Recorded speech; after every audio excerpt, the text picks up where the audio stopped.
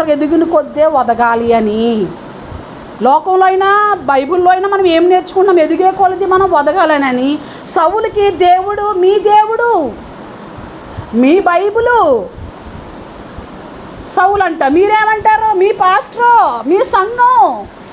అందరికీ ఆలు వెళ్తుంది మంది. మరి ఏంటంటే మీ పాస్టరు, మీ సంఘం, మీ పాస్టర్ అమ్మగారు ఇట్లా అట్లా అంటూ ఉంటారు. జాగ్రత్త, సౌలు గతి పట్టేస్తుంది, పోస్ట్ కట్ అయిపోతుంది, గొల్యాతు గతి పడుతుంది. దేవునికి కానీ దేవుని సేవకులకు కానీ వ్యతిరేకముగా మాట్లాడుకుందుముగాక. దేవుడు చాలా రోషం కలిగినోడు. సేవకుల్లో కూడా అదే రోషం కూడా ఉండాలి. రోషం లేకపోతే ఏం బోధించలేం. దావీదుకి రోషం లేకపోతే సింహాలను చీల్చి చెండాడేవాడు కాదు.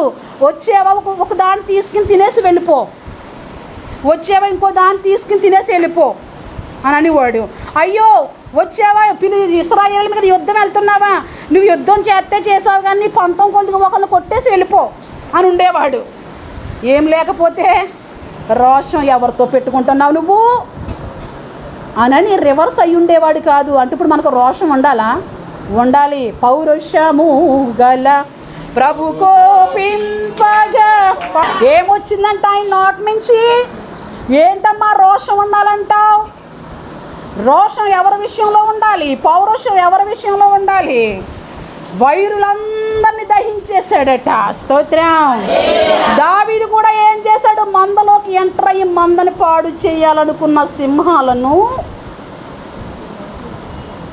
ఈనాడు సంఘాలను పాడు చేయాలనుకున్న సింహాలు, సంఘాలను పాడు చేయాలనుకున్న ఎలుగుబంటులు తల నరికి ఇశ్రాయేలు ప్రజలు దేవుణ్ణి ఆరాధిస్తూ దేవునితో నడుస్తూ కష్టమైనా నష్టమైనా ఎవరు ప్రేమించినా ఎవరు ప్రేమించకపోయినా దేవుణ్ణే వెంబడిస్తూ ఆ వెంబడించే విషయంలో కాస్త సొనుగుడు వచ్చినా కాస్త గొణుగుడు వచ్చినా దేవుని మాట తప్పకుండా ఆయన వైపు నడుస్తూ ఉన్న వారి మీదకి మంద జోలికి వచ్చినా దేవుడు ఊరుకోడు, సంఘం జోలికి వచ్చిన దేవుడు ఊరుకోడు. నీవు దేవుని సత్తు, నీకోసమైన ప్రాణం పెట్టాడు. దేవుని స్తుతించడం నేర్చుకోండి. సీరియల్ ముందు కూర్చుని వాళ్ళని ప్రశంసలు చేస్తావు, సినిమా ముందు కూర్చుని వాళ్ళని ప్రశంసలు చేస్తావు, ఎవడో భజంతులు కొడుతుంటే ఇంట్లోనే నీకు వైబ్రేషన్ వచ్చి నువ్వు ఊగిపోతూ ఉంటావు. దేవుని మందిరంలో ఏంటి?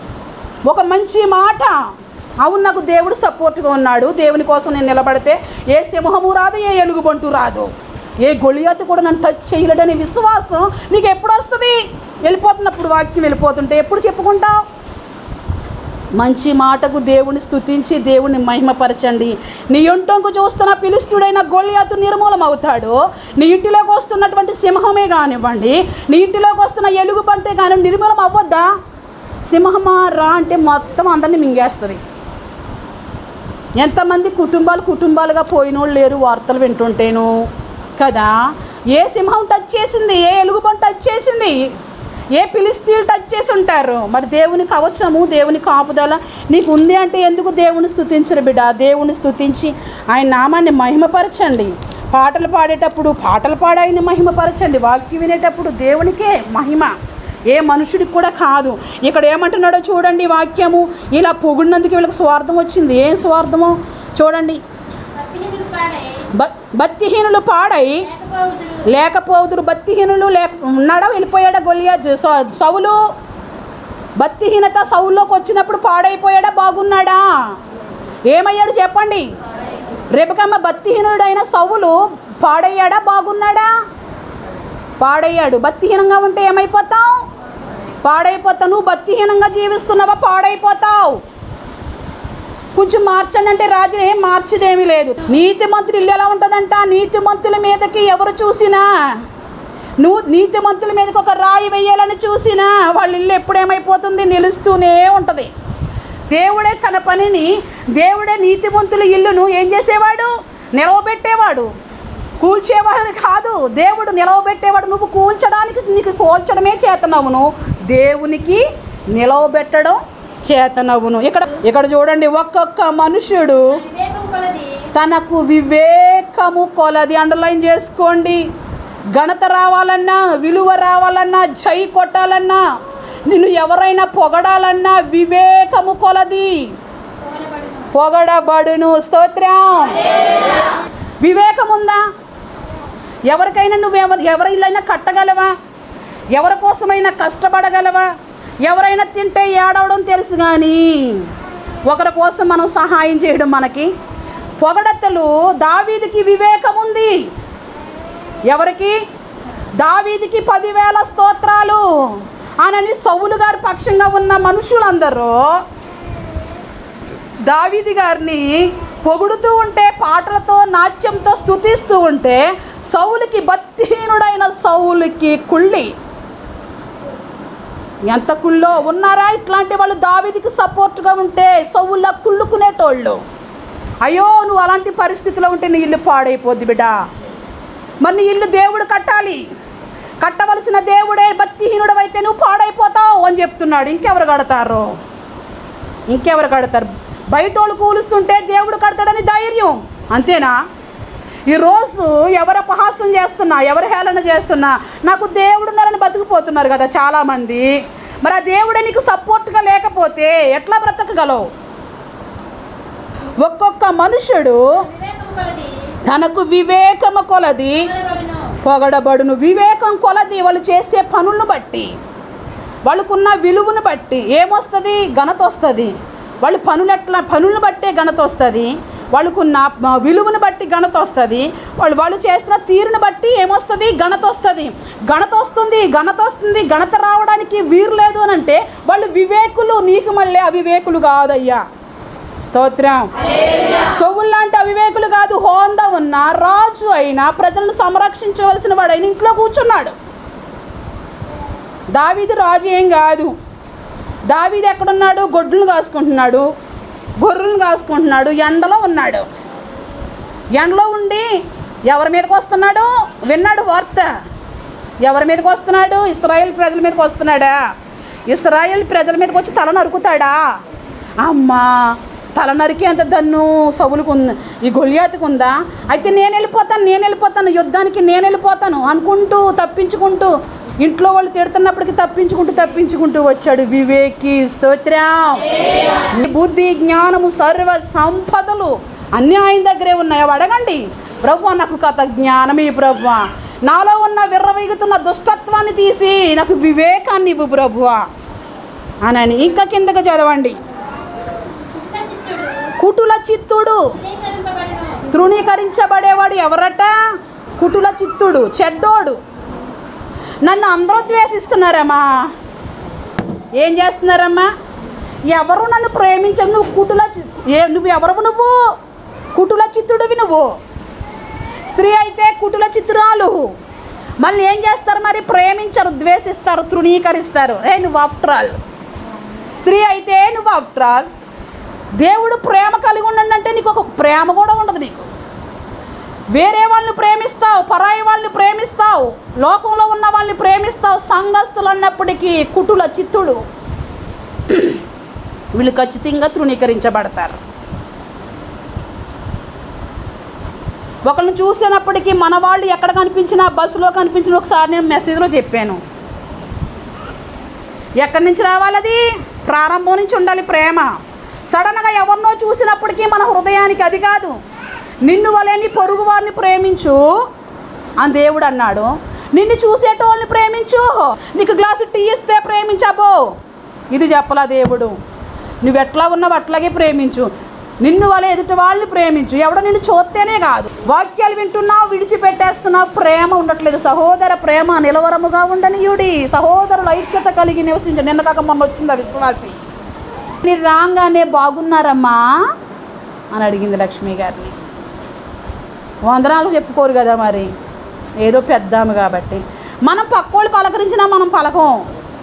ఎవరైనా నన్నే పలకరించాలి, ఎవరైనా నన్నే చేయాలి, ఇట్లాంటి స్వభావం ఉంటే మనం వర్ధిల్లలేమండి.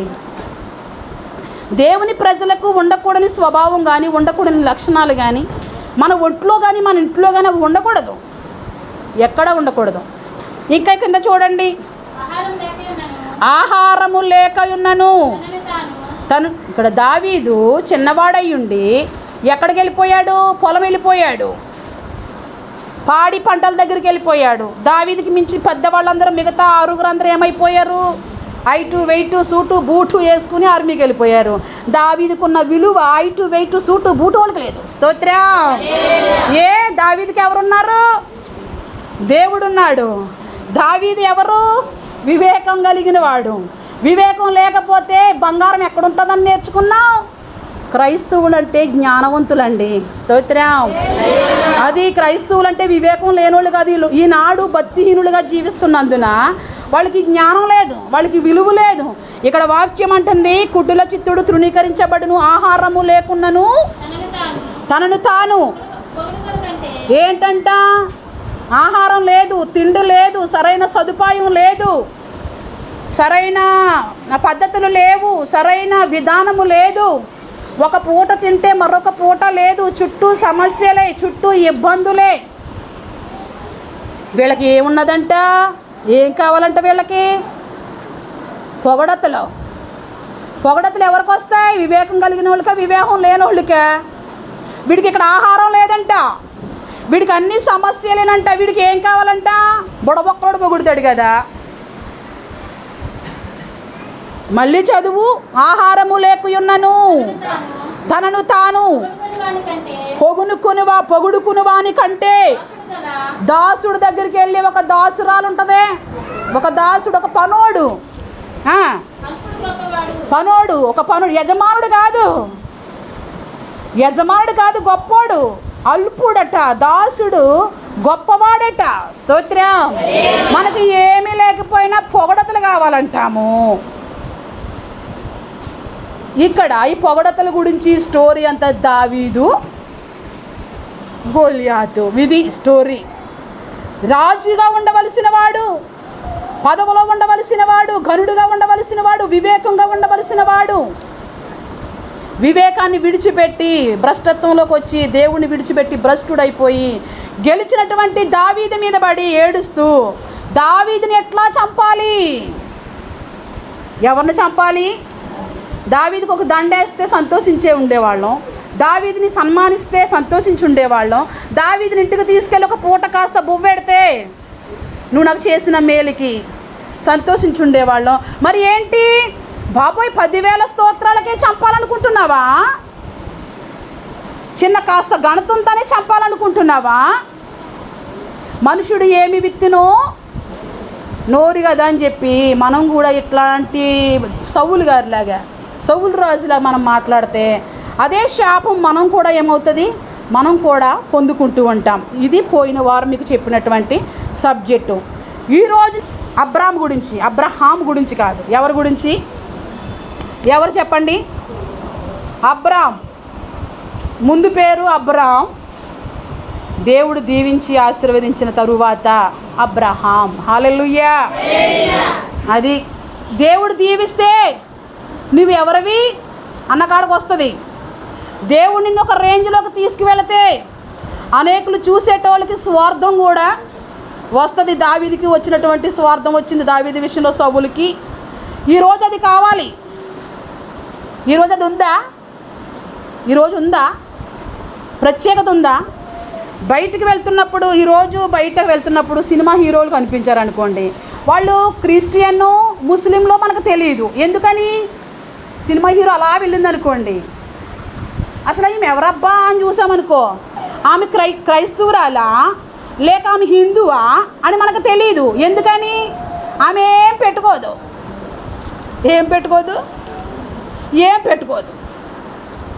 అందుకను ఆమె ఏం పెట్టుకోదు కనుక ఆమె హిందూ అనాలో, ముస్లిం అనాలో, క్రైస్తవు అనాలో తెలీదు. ఎందుకని?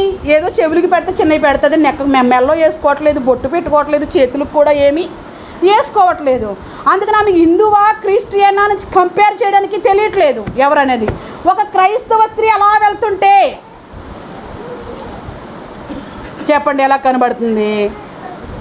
అచ్చుగుద్దిన హిందూ. హల్లెలూయా. లోకంలో డ్యాన్స్లో తైతిక్కలు కొడుతున్న వాళ్ళు చూస్తుంటే వాళ్ళు హిందువో తెలియట్లేదు, హిందూగా క్రిస్టియనో తెలియట్లేదు, ఒక ముస్లిమో తెలియట్లేదు. ఎందుకని? వాళ్ళు విధానము, వాళ్ళు రెడీ అయ్యే తీరు విధానము ఈమె ఎవరో అని అనలేకపోతున్నాం. ముస్లిం అయితే ముసుకేసుకోవాలి, అయితే ముస్లిం కాదు. అయ్యుంటే ఇంకెవరై ఉండాలి? ముస్లిం అయితే ఇలా ముసుకేసుకుని మొహమోటో, ఇంకా ముస్లిం కాదు ఇంకెవరై ఉండాలి? క్రిస్టియన్ ఏమో. ఏం పెట్టుకోలేదుగా, ఒక స్టిక్కర్ లేదుగా, అది లేదుగా, ఇది లేదుగా, వాళ్ళు ఇలానే ఉంటారుగా సింపుల్గా. అయితే అని ఎవరికి పెట్టేస్తున్నారు? క్రిస్టియన్స్ పేరు ఎవరికి వెళ్ళిపోయింది? డ్యాన్స్లో సగం సగం ఆఫ్ బట్టలు వేసుకునే వాళ్ళు రోడ్డు మీద కనబడుతున్నప్పుడు వాళ్ళు ఫుల్ బట్టలతో వస్తారు, అప్పుడు ఆఫ్ బట్టలతో రారు. ఆ డ్యాన్సుల్లోనే అలా కనబడతారు. ఆ డ్యాన్సుల్లో కనిపించి ఆఫ్ బట్టలు ఈనాడు వేసుకుని వీళ్ళు తిరిగేస్తున్నారు. అయ్యో అయ్యో, వాళ్ళు డబ్బు కోసం అమ్ముడైపోయి చేస్తున్నారు తిప్పలు. ఈరోజు సినిమా హీరోలు అందరూ మారిపోయారు. స్తోత్రం.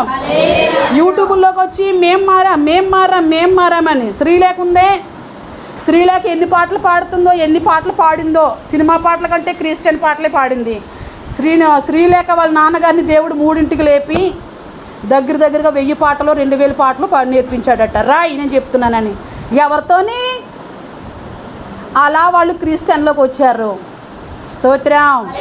మీ ఇష్ట దైవం ఎవరు? శ్రీలేఖ అంటే నా ఇష్ట దైవం జీజస్. హల్లెలూయా. నేను జీజస్తో మాట్లాడుతున్నాను, జీజస్తో ముచ్చటిస్తున్నాను. ఏది కావాలని నేను జీజస్కే చెప్తాను. ఈ రోజుకి A to Z నాకు జీజస్ ఇస్తున్నాడు. నీకుందా? సిగ్గనిపిస్తుంది లోకంలో ఉన్న వాళ్ళు మాటలు చూస్తుంటే. జీజస్ ఆమెకా నీకా? ఫస్ట్ జీజస్ నీకు, తర్వాత ఆమెకి. ఎన్నింటికి లేపుతున్నాడంట? వాళ్ళ నాన్నని దేవుడు. నాన్న రాసిన పాటలు నేను ఇంకా ట్యూన్ చేసి బయటికి ఇవ్వాల్సిన పాటలు దగ్గరగా 900 ఎన్నో చెప్పిందండి. ఇలా మీకు చెప్తే నేను అనుకుంటే గుర్తుంచుకుని ఉండేదాన్ని. నడిపింపు వెళ్తుంది కాబట్టి వచ్చింది అది. ఇన్ని పాటలు ఉన్నాయి. నాన్నగారు సొంతంగా పలానా పాట ఉందే, అది నాన్నగారికి దేవుడు చెప్పిన పాట, జీజస్ చెప్పిన పాట. దేవుడు మాట్లాడే దేవుడు. అప్పుడు మనకి ఎంత రోషం రావాలి? మనతో మాట్లాడుతున్నాడా? మనతో ఒక పాట రాయిస్తున్నాడా? మనకు ఒక వివేకం చెప్పి వస్తున్న వాళ్ళు ఎట్లాంటి వాళ్ళు చెప్తున్నాడా? మన ఎరుగుంటోళ్ళు, మన పొరుగింటోళ్ళు ఏం జరుగుతుందో, నీ పక్షంగా ఏం జరుగుతుందో అని చెప్పగలుగుతున్నాడా? ఎవరికి దేవుడినా? సంఘంలో కూర్చున్న వాళ్ళకి దేవుడా? లేదనుకుంటే ఆమె ఎక్కడో పాపిస్తుంది, ఈమె ఎక్కడో పాపిస్తుంది అనుకున్న వాళ్ళకి దేవుడు. ఎవరికి దేవుడినా? ఈరోజు సంఘాల్లో కూర్చున్న వాళ్ళు చెప్పాలి, దేవుడు నాతో మాట్లాడాడు. హల్లెలూయా. నేను చెప్పట్లా. హెడ్డింగ్ చూసి ఏం మాట్లాడుతుందని పెడితే వాళ్ళ నాన్నగారికి దేవుడు చెప్పిన పాటలు, దేవుడు రాయించిన పాటలు చాలా ఉన్నాయట. ఇంకా అవన్నీ తీరిక చూసుకుని అవన్నీ రాగం చేసి పెడతాను నేను అని చెప్పుకొస్తుంటే నాకు చాలా ఆశ్చర్యం వేసింది. ఎన్నింటికి లేపుతున్నాడు మీ నాన్నని? జీజస్ లేపుతాడా? 3ంటికి ప్రార్థన చేసుకున్న వాళ్ళు చేతుల పైకి ఎత్తండి. 3ంటికి ప్రార్థించుకునేటవాళ్ళు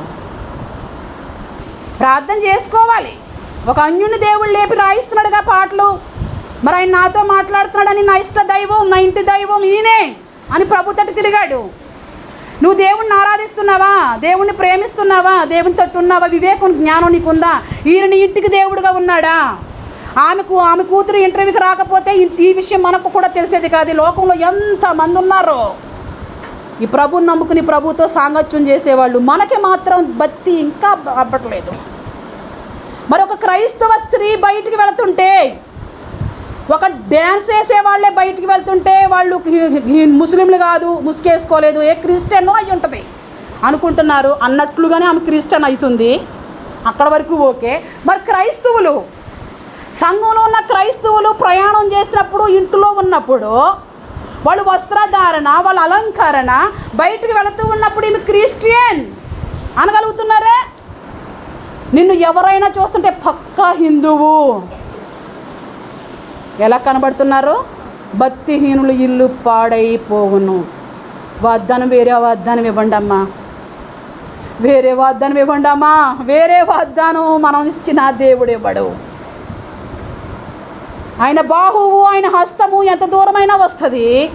ఆయన హస్తంలో ఇంకా మార్చేది ఏమీ లేదు. ఇక ఆయన రైటింగ్లో ఒక బయట వాళ్ళని, ప్రభు నమ్మలేని వాళ్ళే దేవుని ప్రజలుగా కనిపిస్తుంటే దేవుని ప్రజలు ఇంకెట్లా కనిపించాలి? వాక్యాలు వింటున్నాం, వాక్యాలు చదువుతున్నాం, వాక్యాలు నెవరేస్తున్నాం. దేవుడు ఇట్లా మాట్లాడాడు, దేవుడు అట్లా మాట్లాడాడు అని ఏవేవో చెప్తున్నాం. దేవుడు మన గురించి ఎన్నెన్నో మాట్లాడు. ఇంకా దేవుని మీద నీకు విశ్వాసం ఏం తిరిగేద్దామని లోకంలో? ఇంకా లోకంలో నువ్వు అనుభవించాల్సింది ఏముంది బిడ్డ? ఏముంది? ఏమీ లేదు. అంతా అయిపోయింది. ఆయన వచ్చే రాకట్లోనంట భ్రష్టత్వం వచ్చేస్తుందట. ఆయన వచ్చే రాకట్లోనంట అవిశ్వాసులట. ఆయన వచ్చే రాకట్లో విశ్వాసం ఉండదట. ఆయన వచ్చే రాకట్లో అనేక మందిలో ప్రేమ చల్లారిపోతుందంట. ఇంకా ఎవరు కూడా ఇంకా ఆయన తట్టుండ్రు. పెళ్ళిళ్ళు చేసుకుంటారంట, వివాహాలు చేసుకుంటారంట, ఇల్లులు కట్టుకుంటారంట, పిల్లలకి అంటా ఉంటారంట, తాగేవాళ్ళు తాగుతారట, తిరిగేవాళ్ళు తిరుగుతారట. సడన్గా వస్తాడంట. స్తోత్రం. అప్పుడు అలా అన్నప్పుడు ఎవరు వెళ్తారు మరి ప్రభు దగ్గరికి? అందుకే ప్రభు అంటాడు అపవాదికిని వాని దూతలకు సిద్ధపరిచిన దాంట్లోకి వెళ్ళు. తినేటప్పుడు, త్రాగేటప్పుడు, అటుపోయేటప్పుడు, ఇటుపోయేటప్పుడు ఆయన సడన్గా వస్తే ఎవరుంటారు మరి వెళ్ళడానికి? ప్రభుతో పాటు వెళ్ళడానికి ఎవరుంటారు?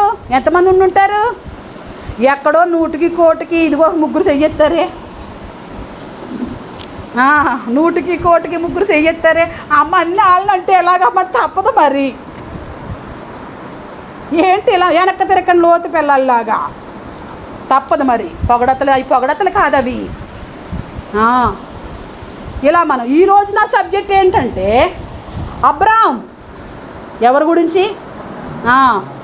ఇతని కోసం చెప్పాలని. ఈ అబ్రహాం గురించి మనం ఏం నేర్చుకోవాలంటే, అబ్రహాం గారికి పిల్లలు పుట్టలేదు, పిల్లలు లేరు.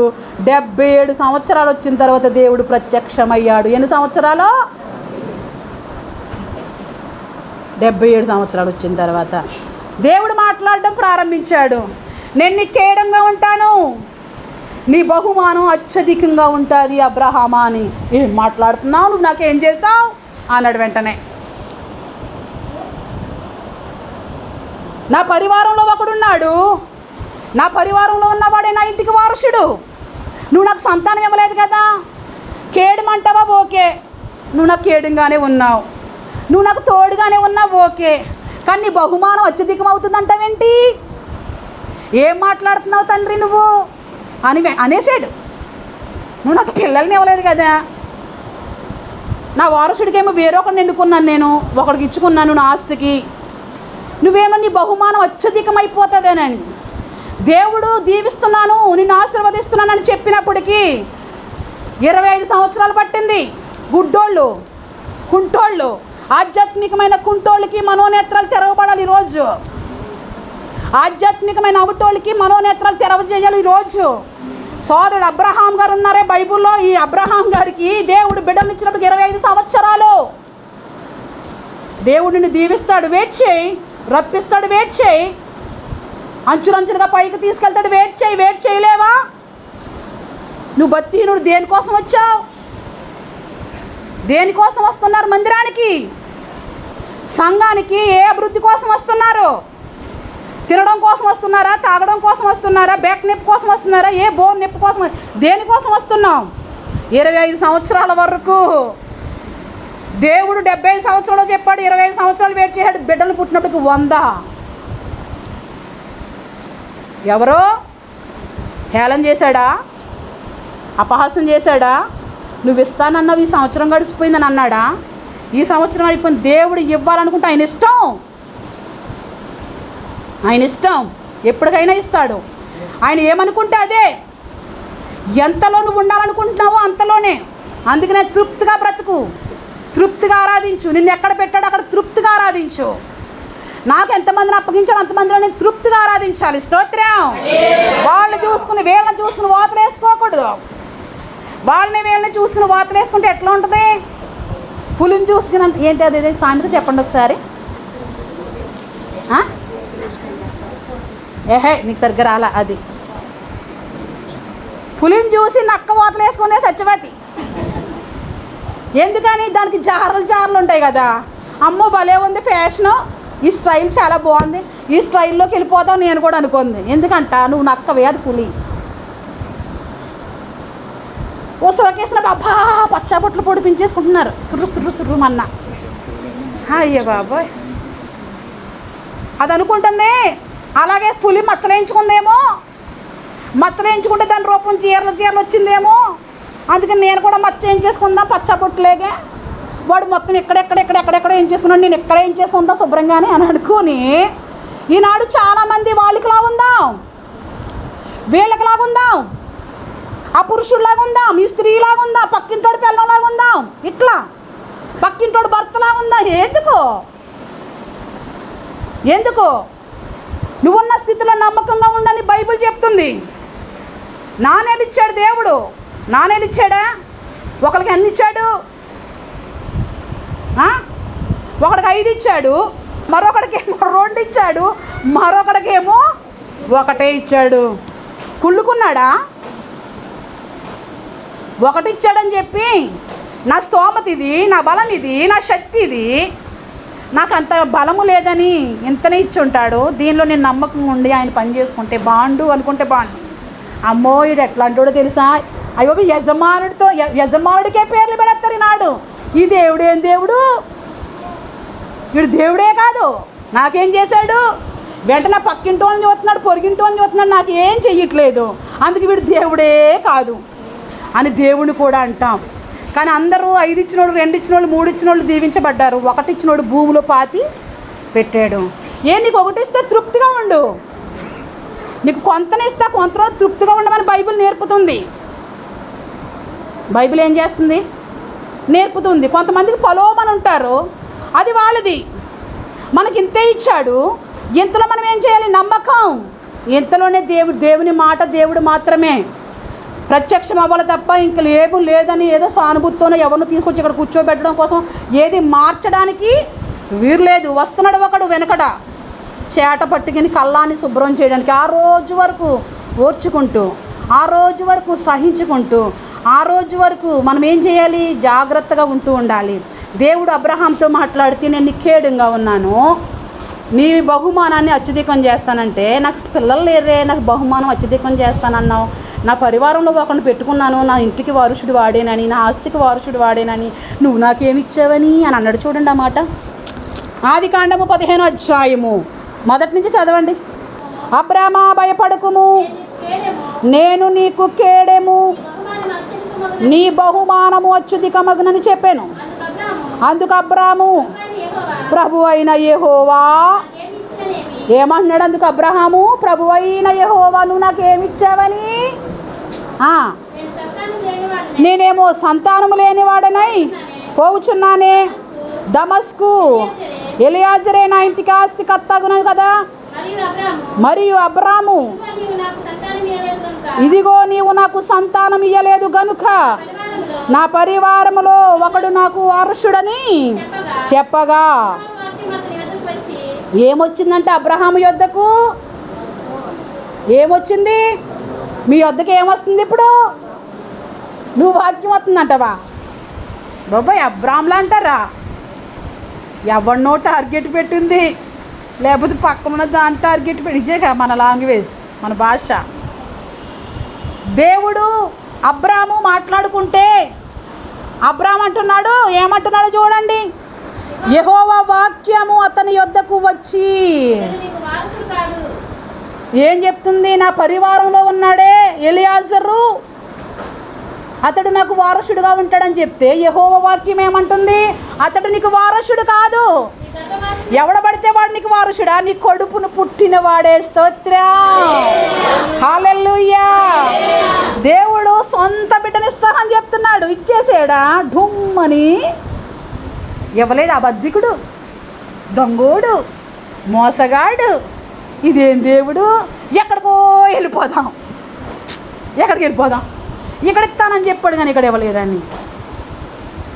అబ్రామ్తో దేవుడు మాట్లాడి 25 సంవత్సరాలు వెయిట్ చేశాడు దేవుని మాట కోసం. ఎంత విశ్వాసం!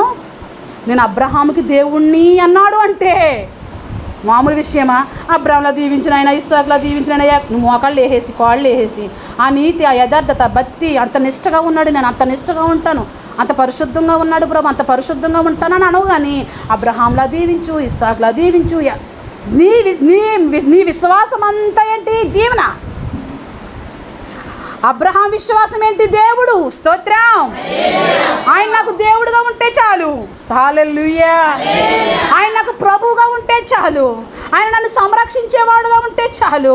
నా అవసరాలన్నీ ఆయనే డీల్ చేస్తే చాలు. అబ్రహాము విశ్వాసం. నీ విశ్వాసం ఏంటి? నాకు ఒక బిల్డింగ్ కట్టిస్తే చాలు, ఓ 10 మందిని నా వెనకాల ఫాలోవర్స్గా ఉంచితే చాలు, నన్ను పొగిడే వాళ్ళని ఉంచితే చాలు. దావీదుకి వచ్చాయి కదా ఈరోజు అమ్మగారు చెప్పారు, నీకు 10,000 స్తోత్రాలు, నాకు విరోధులకి 1000 స్తోత్రాలు అని చెప్పేవాళ్ళు నలుగురిస్తే చాలనని వస్తున్నాడు. యోహాను గారు హెచ్చరిస్తున్నారు, యోహాను బుద్ధి చెప్తున్నాడు. బాప్తీసాలిచ్చే యోహాను చివరి దినాల్లో సంఘాల్లో ఉండాలి. ఎవరుండాలి? యోహాను గారు సంఘాల్లో ఉండాలి. దావీదు లాంటి వాళ్ళు తోడేళ్ళు వచ్చిన సంఘాన్ని పాడు చేసే గుంట నక్కలు వచ్చిన చీల్చే దావీదులు సంఘాల్లో ఉండాలి నాయకులుగా. హల్లెలూయా.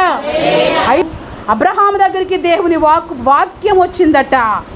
ఏమని వచ్చింది? నీ కడుపును పుట్టినవాడే నీకు వారసుడు. ఎవరో వారసుడు అనుకుంటున్నా, వాడు వారసుడు కాదు. ఈనాడు కడుపును పుట్టిన వాళ్ళు ఉన్నారా సంఘాల్లో? సంఘంలో రక్త సంబంధులు ఉన్నారా? వారసులు ఉన్నారా?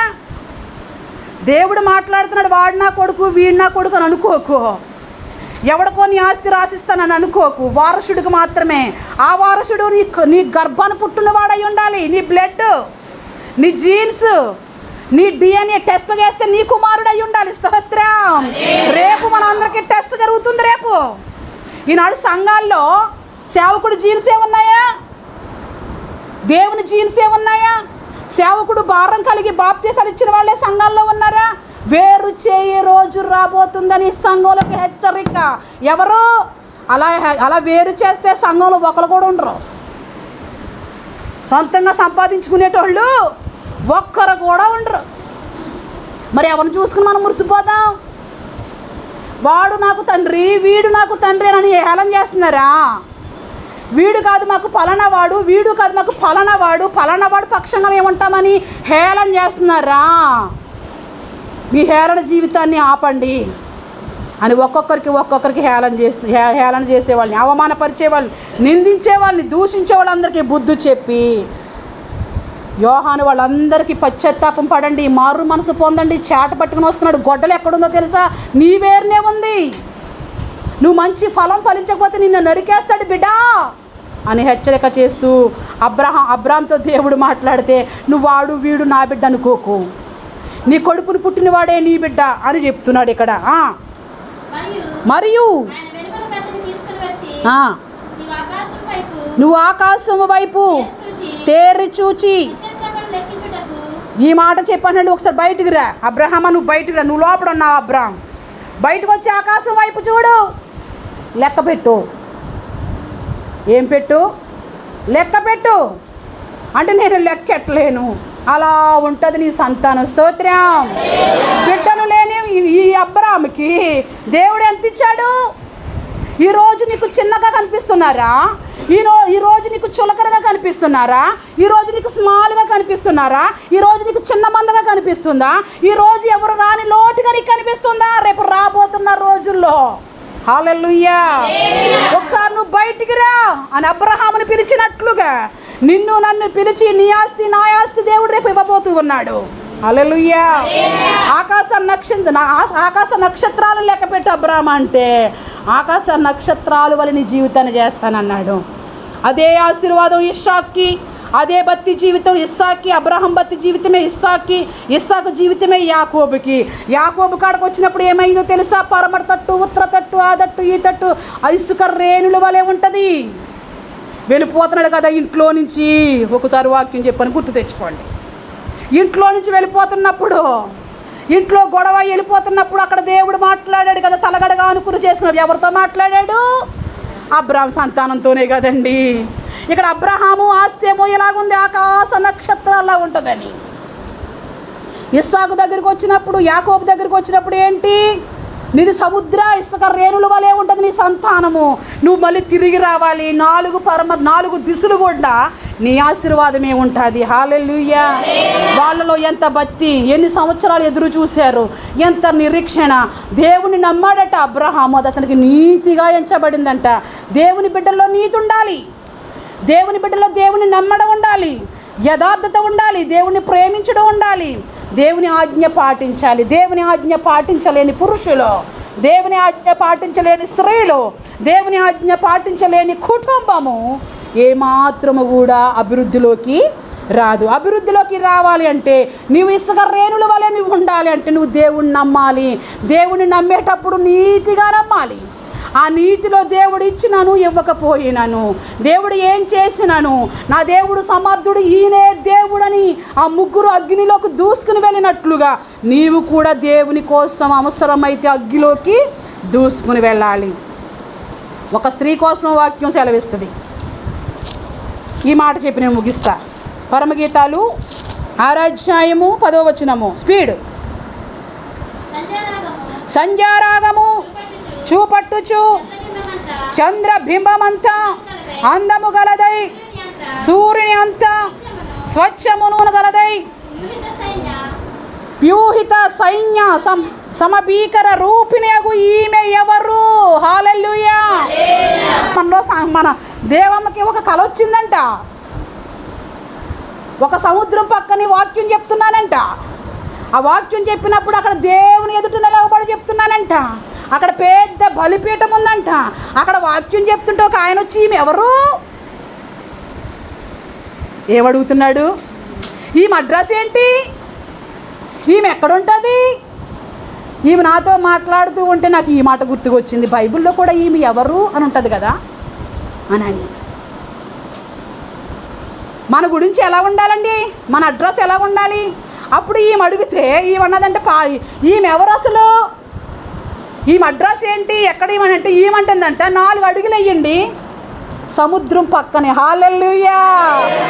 ఏం పేరు చెప్పెట్టింది? సముద్రం. దేవుడు రాసి పెట్టిన పేరులో ఆకాశము. దేవుడు రాసి పెట్టిన ఆకాశానికి హద్దులు లేవు, అవధులు లేవు. ఎటు చూసినా కనిపిస్తుంది, ఫుల్ స్టాప్ లేదు. భూమికి హద్దులు లేదు, అవధులు లేదు. ఎటు చూసినా నువ్వు భూమి మీదే వెళ్ళాలి, అంతేనా? సముద్రానికి ఎటు చూసినా గట్టు అనేది కనిపించింది. అడ్రస్ ఏంటి? అడుగుతున్నవాడు ఎవడమ్మా అని అడిగాను నేను. అది ఎవడో నాకు తెలియదమ్మా. అడుగుతున్నారా ఈమె ఎవరు అని అడగాలి. ఇక్కడ ఈమెను అడుగుతున్నారు కదా, ఒకడు అడుగుతున్నాడు ఈమెని ఏమని. ఈమె ఎలా ఉందట? సంధ్యారాగము చూపట్టుచు. ఈమెకి ఆ పాటలు పాడుతుంటే, ఈమె వాయిద్యాలు వాయిస్తుంటే ఎంత ఈపుగా ఉంటుందో. ఇక్కడ మళ్ళీ ఆవిడ దగ్గర ఇంకేముందంట? చంద్రబింబమంత అందం ఉన్న సౌందర్యం ఉందట. పాటలకి పాటలు ఉన్నాయి, సౌందర్యానికి సౌందర్యం ఉంది. ఇంకేముంది? సూర్యుని అంత స్వచ్ఛమైన ఏంటమ్మా? కళలు గలదై. కళ్ళు ఎంత బాగున్నాయో. ఆ తర్వాత కిందేంటి? వ్యూహిత సైన్య. ఈమె వస్తుంటే యుద్ధానికి వెళ్తున్నట్టు, యుద్ధ వీర వనిత. హల్లెలూయా, స్తోత్రం. ఈమె నడుచుకుంటూ వెళుతుంటే యుద్ధానికి వెళ్తున్నట్టుంది, ఎవరికో డోస్ ఇస్తున్నట్టుంది. నేను చెప్పులు బయట వేయండిరా అన్నప్పుడు పడిపోద్ది. హల్లెలూయా. ఎక్కడికి వెళ్తున్నారమ్మా? ఎవరింటికి వెళ్తున్నారమ్మా? దేనికి వెళ్తున్నారు? బాగానే వెళ్తున్నారమ్మా. ఆవిడ వస్తుందా? ఎందుకు వస్తుంది? స్తోత్రం. దేవుడు మనకిచ్చిన పేర్లు దేని బట్టి వస్తాయి? వివేకాన్ని బట్టి. ఇంకా దేని బట్టి వస్తాయి? నువ్వు చేసే పనులను బట్టి వస్తాయి. ప్రశంసలు ఘనతలు దేన్ని బట్టి వస్తాయి? వాక్యం దేని బట్టి వస్తున్నాయని మనకు అర్థమవుతూ ఉంది.